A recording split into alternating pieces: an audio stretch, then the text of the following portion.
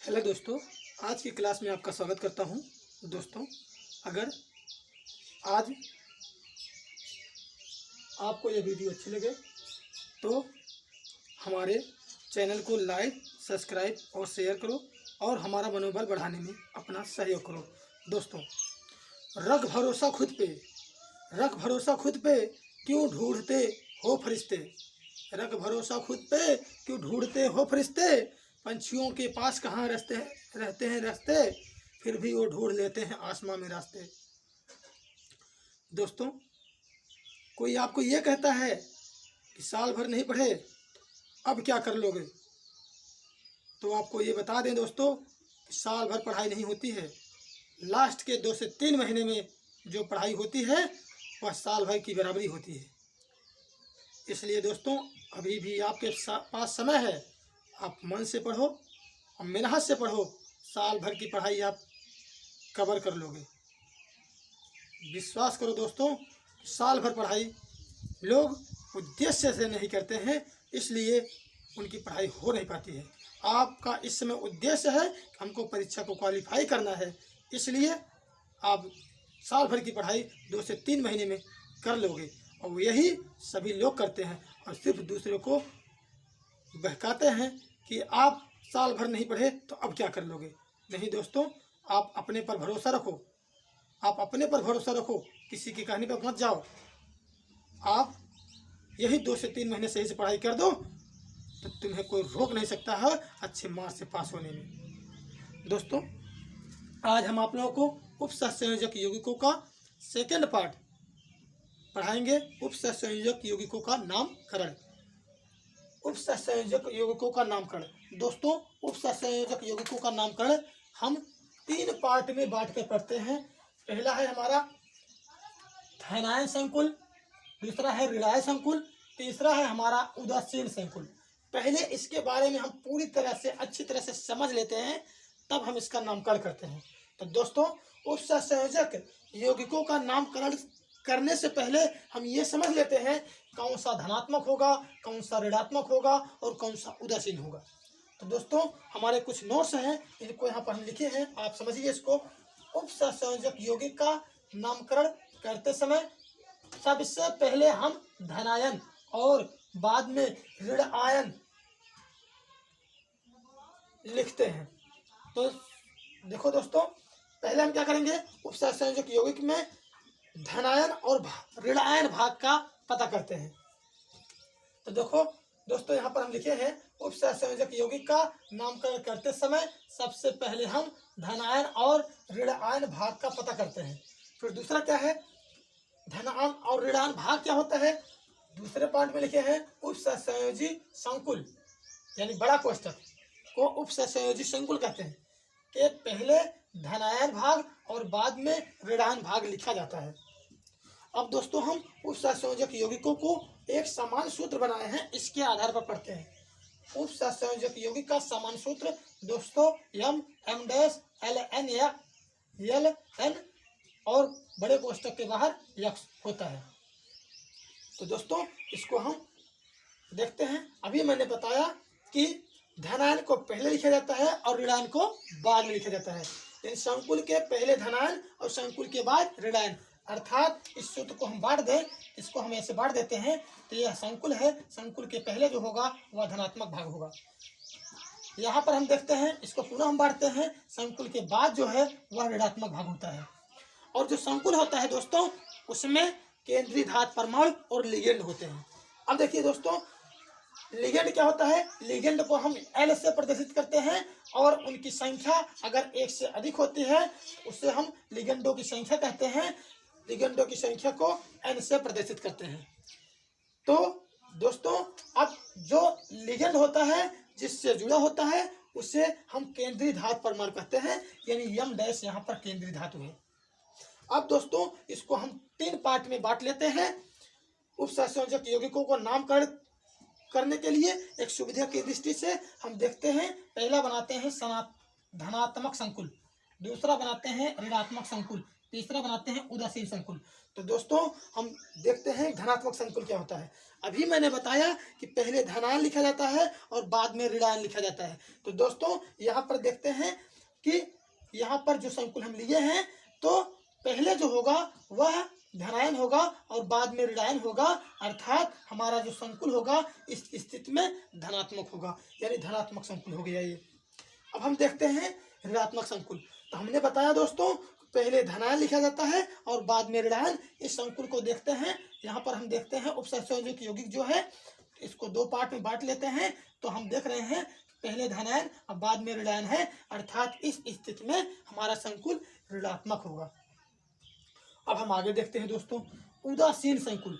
उदासीन संकुल में दोस्तों इसमें न तो पहले धनात्मक होता है न तो बाद में ऋणात्मक होता है, या अर्थात यह जो संकुल होता है बड़े कोष्ठक के अंदर होता है। दोस्तों उदासीन संकुल का नामकरण धनात्मक संकुल के नामकरण की तरह ही होता है। तो अब हम दोस्तों धनात्मक संकुल और ऋणात्मक संकुल और उदासीन संकुल का नामकरण कैसे करते हैं इसको हम नियम के आधार पर पढ़ते हैं। तो अब हम सबसे पहले पढ़ेंगे धनात्मक संकुल का नामकरण। दोस्तों इनका हम कुछ उदाहरण देकर समझते हैं। दोस्तों यहाँ पर हम देख रहे हैं धनात्मक संकुल में CONH3 6, यहाँ पर Cl3 है बाहर में संकुल के। तो हमने बताया भी कि पहले धनात्मक और बाद में ऋणात्मक होता है। यहाँ पर देख रहे हैं ये धनात्मक है और ये ऋणात्मक है। यहाँ पर पुनः देखते हैं दोस्तों दूसरे में ऋणात्मक संकुल में उदाहरण लेकर के पहले धनात्मक है बाद में ऋणात्मक है, अर्थात इस स्थिति में हमारा संकुल ऋणात्मक है। और यहाँ पर देखते हैं कि हमारा संकुल धनात्मक है। यहाँ पर देखिए दोस्तों बड़े कोष्ठक के अंदर में है सब कुछ, बाहर में ना तो पहले कुछ है ना तो बाद में कुछ है। इस स्थिति में हमारा संकुल ऋणात्मक है। अब दोस्तों हम धनात्मक संकुल का नामकरण, धनात्मक संकुल का नामकरण करने के कुछ नियम हैं दोस्तों, उनको हम देख लेते हैं। ये धनात्मक संकुल का समान सूत्र होता है दोस्तों। तो सबसे पहले धनात्मक संकुल का नामकरण करने में सबसे पहले हम n का नाम लिखते हैं। n की संख्या एक से अधिक होने पर, यानी 2 होने पर डाई, 3 होने पर ट्राई, 2 होने पर डाई, 3 होने पर ट्राई, 4 होने पर टेट्रा, 5 होने पर पेंटा, 6 होने पर हेक्सा, 7 होने पर हेप्टा, इसी तरह से आगे लगाते हैं। इसके बाद दोस्तों लिगेंड का नाम लिखा जाता है। लिगेंड यानी यल। अगर लिगेंड की संख्या 1 से अधिक है तो उनको हम इंग्लिश वर्णमाला के क्रम में लिखते हैं। इसके बाद दोस्तों यम डैश का नाम लिखते हैं, यानी केंद्रीय धातु का नाम, केंद्रीय धातु का नाम लिखते हैं। इसके बाद दोस्तों केंद्रीय धातु की आक्सीकर संख्या रोमन अंक में इस तरह से छोटे कोष्ठक में लिखते हैं। इसके बाद दोस्तों अंत में हम आयन का नाम लिखते हैं। यहाँ पर आयन हमारा ऋणात्मक होता है, जैसे यश का नाम आयन का नाम लिखते हैं। इसको हम एक छोटा सूत्र बना लेते हैं। पहले क्या कर देंगे, लिगेंड का नाम संख्या के साथ, यानी पहले संख्या फिर लिगेंड का नाम, लिगेंड की जो संख्या होगी उसको फिर लिगेंड का नाम, फिर केंद्रीय धातु का नाम लिखने के बाद आक्सीकरण संख्या को रोमन अंक में छोटे कोष्ठक में लिखते हैं। फिर सरल आयन यानी सरल ऋण आयन का नाम लिखते हैं जो अंत में होता है।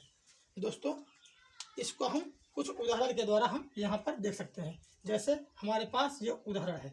अब इस उदाहरण में हम पहले उपसंयोजक यौगिक का नामकरण देखते हैं क्या होगा। दोस्तों देखिए पहले उपसंयोजक यौगिक का नामकरण हमारे लिए पहला उपसंयोजक यौगिक है AgNH3 यहाँ पर हम देखते हैं सबसे पहले n का मान लिखते हैं। n का नाम यहाँ n बराबर 2 है, 2 का नाम हो जाएगा डाई, ये हो जाएगा डाई।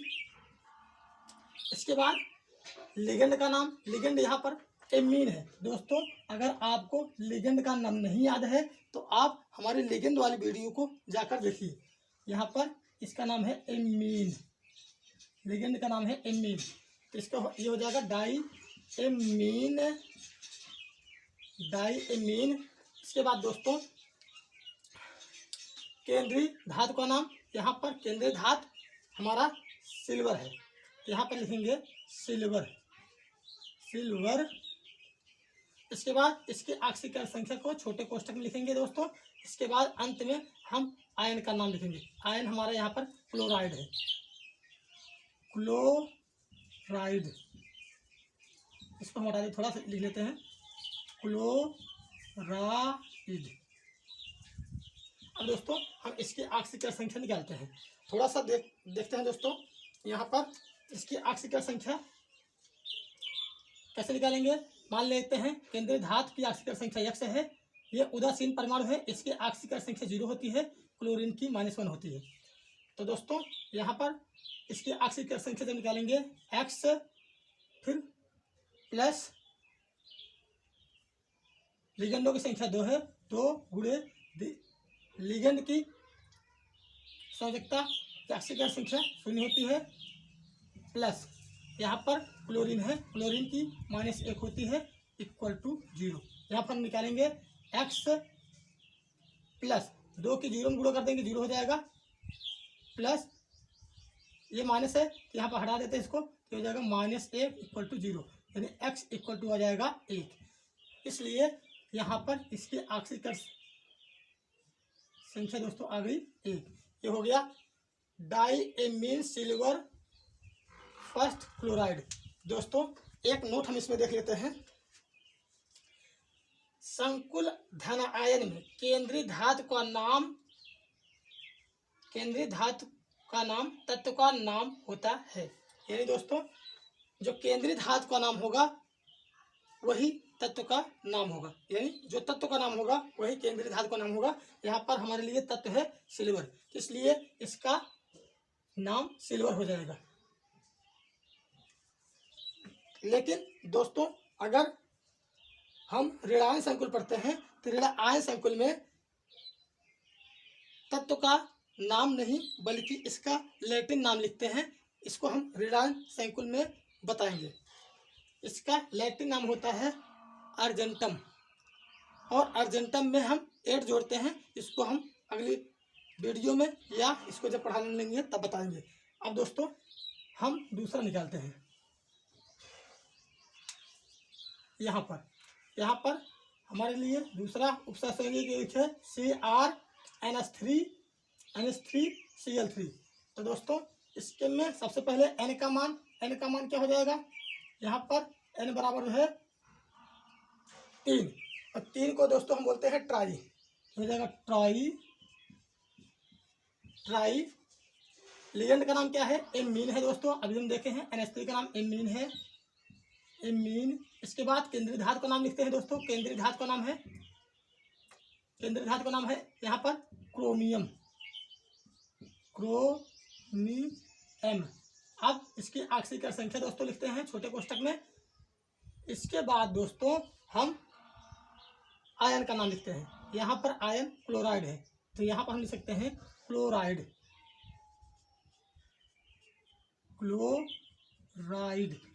दोस्तों यहाँ भी एक हमारे लिए नोट है, यहाँ पर क्लोराइड की संख्या 3 है। तो इस स्थिति में धनायन और ऋणायन की संख्या नामकरण में नहीं बताई जाती है। यहाँ पर ऋणायन है तो ऋणायन की संख्या 3 है, तो नामकरण में इनकी संख्या नहीं बताई जाती है। यानी जो बड़े कोष्टक में बाहर होते हैं उनको आयन कहते हैं, चाहे वो धनायन हो चाहे ऋणायन हो। दोस्तों हम जानते हैं धनायन को बड़े कोष्टक के पहले और ऋणायन को बड़े कोष्टक के बाद में लिखते हैं। इनकी संख्या चाहे 2 हो, 4 हो, 5 हो, तो इसमें डाई, ट्राई, टेंटा, पेंटा नहीं जोड़ते हैं। इसमें इनका केवल साधारण नाम लिखा जाता है। अब दोस्तों इसकी हम ऑक्सीकरण संख्या निकालते हैं। तो दोस्तों एक और इम्पॉर्टेंट नोट है, या इसको ट्रिक ही समझ लीजिए। अगर किसी केंद्रीय धातु परमाणु में केवल एक उदासीन लिगेंड लगा हो तो दोस्तों इस स्थिति में केंद्रीय धातु परमाणु की ऑक्सीकरण संख्या आयनों की संख्या के बराबर होती है। यहाँ पर आयन 3 है, तो इसलिए इसकी ऑक्सीकरण संख्या 3 हो जाएगी दोस्तों। तो इसको हमें निकालने की जरूरत नहीं है। अब हम अगले में देखते हैं। यहाँ पर देखते हैं दोस्तों तीसरा है हमारे लिए, तीसरा यहाँ पर n की वैल्यू 6 है, ये हो जाएगा हेक्सा एमीन, मीन, निकिल, निकिल। इसकी ऑक्सीकरण संख्या दोस्तों रोमन अंक में छोटे कोष्ठक में लिखेंगे। इसके बाद है क्लोराइड, हम यहाँ पर क्लोराइड लिख दें, क्लोराइड, क्लोराइड। दोस्तों इसकी ऑक्सीकरण संख्या कैसे निकालेंगे, तो हम यहाँ पर देख रहे हैं यहाँ भी केवल एक लिगेंड है और वो भी उदासीन लिगेंड है। तो उदासीन लिगेंड अगर एक केंद्रीय धातु परमाणु से लगा होता है तो उसकी ऑक्सीकरण संख्या आयन की संख्या के बराबर, अर्थात यहाँ पर 2 हो जाएगा। अब दोस्तों हम अगला देखते हैं।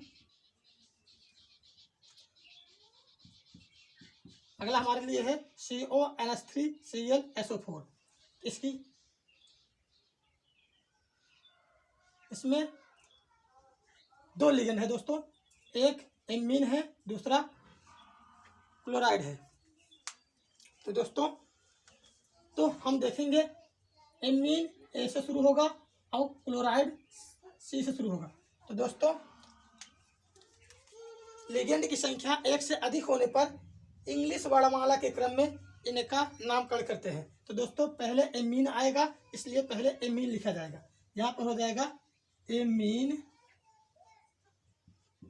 एमीन।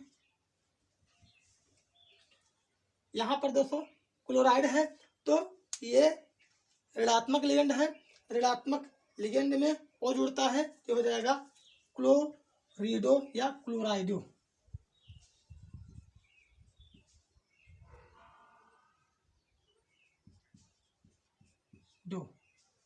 एमीन, क्लोराइडो। इसके बाद लिगेंड का नाम दोस्तों इसके बाद केंद्रीय धातु परमाणु का नाम दोस्तों यहाँ पर कोबाल्ट है, क्लोरिडो, कोबाल्ट। फिर कोबाल्ट की ऑक्सीकरण संख्या, कोबाल्ट की ऑक्सीकरण संख्या को दोस्तों हम रोमन अंक में छोटे कोष्ठक में लिखते हैं। तो इसकी ऑक्सीकरण संख्या हम अगर दोस्तों देखें तो यहाँ पर हम देख रहे हैं दोस्तों इसकी ऑक्सीकरण संख्या उदासीन परमाणु की 0, क्लोरीन की 1 होती है और इसकी -2 होती है। तो दोस्तों यहाँ पर हम देखेंगे इसकी अगर हम x मान लें तो हो जाएगा x + 0 - 1 - 2 = 0, यानी x - 3 = 0। तो हो जाएगा इसकी ऑक्सीकरण संख्या 3। इसके बाद दोस्तों यहाँ पर हम देखते हैं ये सल्फेट है, सल्फेट आयन का नाम है। तो दोस्तों इस प्रकार से हम इसकी ऑक्सीकरण संख्या को हम निकाल लिए। अब दोस्तों हमारा अगला यौगिक है NiH2O4Cl2। तो यहाँ पर देखते हैं दोस्तों ये 5वां है। इसका सबसे पहले N की वैल्यू लिखेंगे, L की वैल्यू 4 है, 4 को कहते हैं टेट्रा, टेट्रा। लिगेंड का नाम एमीन, मीन। केंद्रीय धातु का नाम निकिल। इसकी ऑक्सीकरण संख्या रोमन अंक में छोटे कोष्ठक में लिखी जाती है। इसके बाद क्लोराइड, दोस्तों ये हो गया क्लोराइड। अब इसकी हम ऑक्सीकरण संख्या अगर बताएं कि हो जाएगी, इसमें एक उदासीन लिगेंड है, तो इसकी ऑक्सीकरण संख्या 2 हो जाएगी, यानी आयनों की संख्या के बराबर। अब हम 6वां देखते हैं दोस्तों। तो 6वां हमारे लिए है FeH2O6Cl3।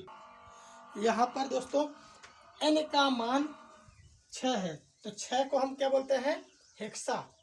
ये हो गया हेक्सा, हेक्सा एमीन, मीन।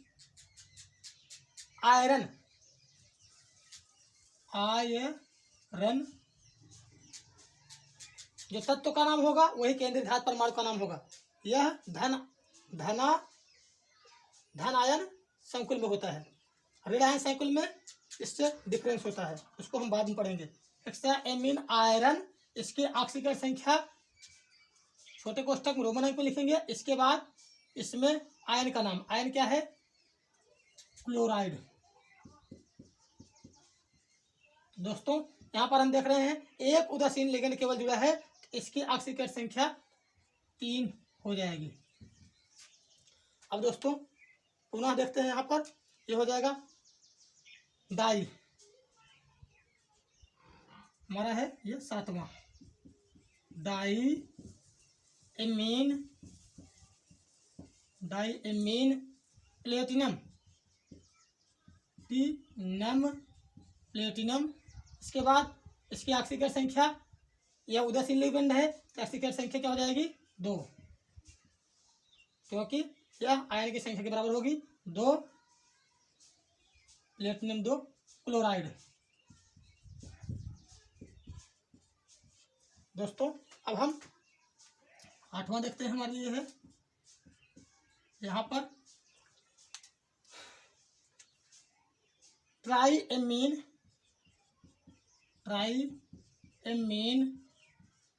केंद्रीय धातु का नाम क्रोमियम। फिर इसकी ऑक्सीकरण संख्या छोटे कोष्टक में एक लिगेंड जुड़ा है, वो भी उदासीन लिगेंड है, इसलिए यहाँ पर 3 हो जाएगा। इसके बाद क्लोराइड। दोस्तों अब हम 9वां उदाहरण देखते हैं। हमारे यहाँ पर है, यहाँ पर 2 लिगेंड जुड़ा हुआ है, तो 2 लिगेंड है, इसका हम अंग्रेजी वर्णमाला के क्रम में नामकरण करते हैं। तो यहाँ पर है, ये है ब्रोमाइड, दूसरा है एमीन। तो दोस्तों तो पहले एमीन ए शुरू होता है, ब्रोमाइड बी शुरू होता है, तो पहले एमीन लिखा जाएगा। तो एमीन की संख्या कितनी है दोस्तों 4, 4 क्या बोलेंगे टेट्रा एमीन। दोस्तों ब्रोमाइड की संख्या 2 है, तो ब्रोमाइड में लिगेंड का इसका नाम है ब्रोमीडो।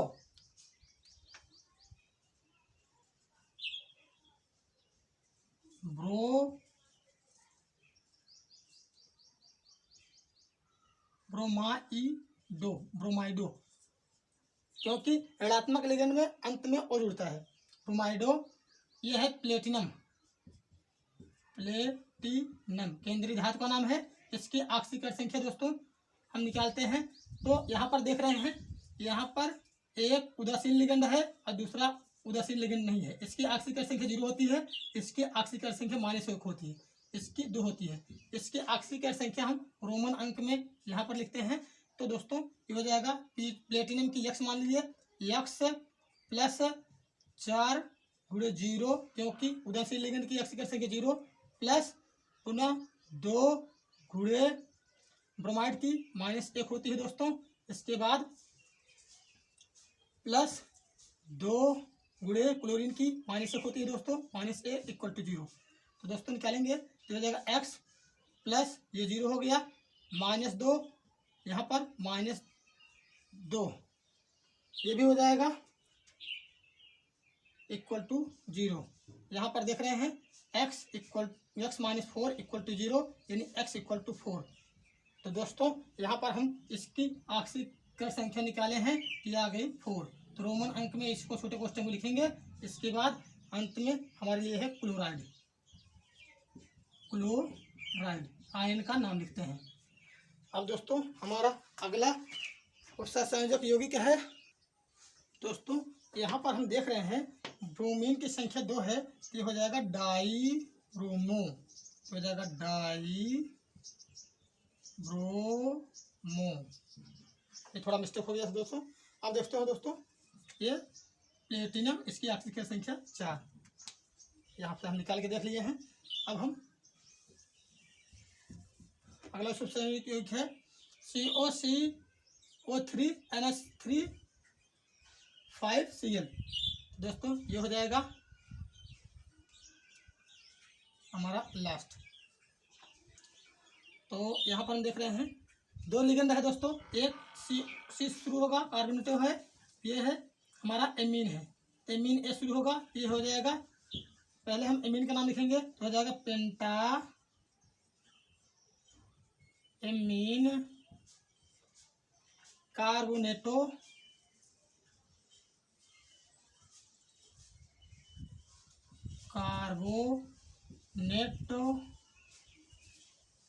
Carbonate cobalt. इसके ऑक्सीकरण संख्या दोस्तों छोटे कोष्ठक में लिखेंगे। इसके बाद आयन का नाम लिखेंगे क्लोराइड, क्लोराइड।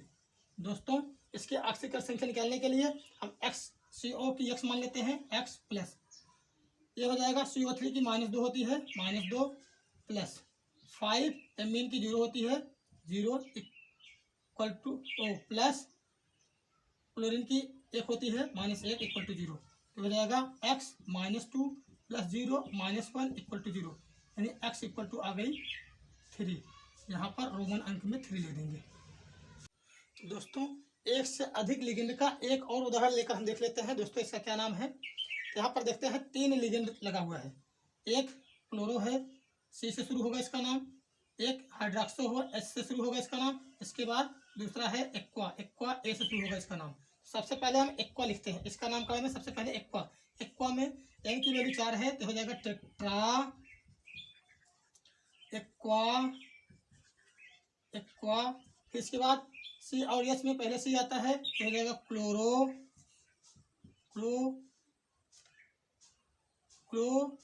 क्लोरो का स्थान पे दोस्तों ये ऋणात्मक लिगेंड है, तो क्लोरिडो हो जाएगा। तो यहाँ पर जैसे यहाँ पर कार्बोनेट है तो कार्बोनेटो हो जाएगा, ब्रोमो हो तो ब्रोमिडो हो जाएगा, इसको आप बना लीजिएगा, तो हो जाएगा एक्वा क्लोरिडो। इसके बाद देखते हैं दोस्तों टेट्रा एक्वा क्लोरिडो। इसके बाद hydroxo,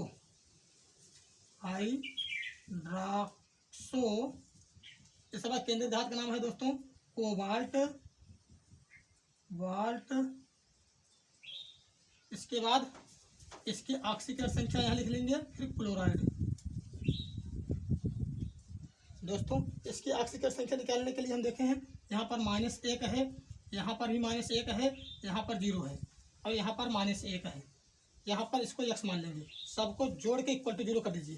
1 2 3 -3 equal to 0, X -3 equal to 0, X equal to 3 हो जाएगा। दोस्तों इसकी ऑक्सीकरण संख्या हो गई 3।